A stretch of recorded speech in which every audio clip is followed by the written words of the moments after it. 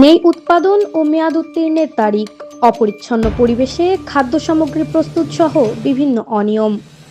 আলমডাঙ্গায় মিষ্টিবাড়ি প্রতিষ্ঠানকে জরিমানা। চুয়াডাঙ্গার আলমডাঙ্গা উপজেলার ঘোলদারি বাজারের জাতীয় ভোক্তা অধিকার সংরক্ষণ অধিদপ্তরের অভিযানে বিভিন্ন অনিয়মের দায়ে একটি মিষ্টির প্রতিষ্ঠানকে 20,000 টাকা জরিমানা করা হয়েছে।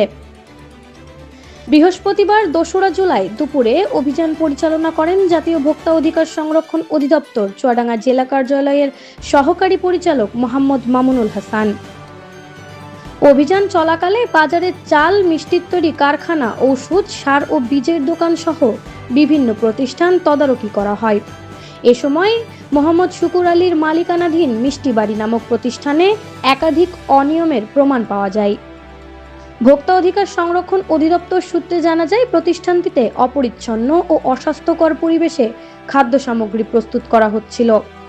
এছাড়া কর্মীদের স্বাস্থ্য সনদ না থাকা, দইয়ের গায়ে উৎপাদন ও মেয়াদ উত্তীর্ণের তারিখ উল্লেখ না করা এবং খাদ্য তৈরিতে শিল্প লবণ ব্যবহারের অভিযোগ প্রমাণিত হওয়ায় ভোক্তা অধিকার সংরক্ষণ আইনে প্রতিষ্ঠানটিকে 20,000 টাকা জরিমানা করা হয়।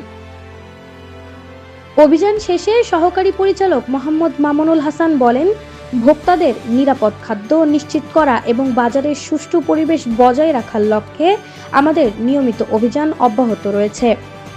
কোনো ব্যক্তি বা প্রতিষ্ঠান আইন অমান্য করে জনস্বাস্থ্যের জন্য ঝুঁকিপূর্ণ খাদ্য উৎপাদন বা বাজারজাত করলে তাদের বিরুদ্ধে কঠোর আইনগত ব্যবস্থা নেওয়া হবে। নুসরাত জাহান মৌলি, রেডিও চুয়াডাঙ্গা ডেস্ক।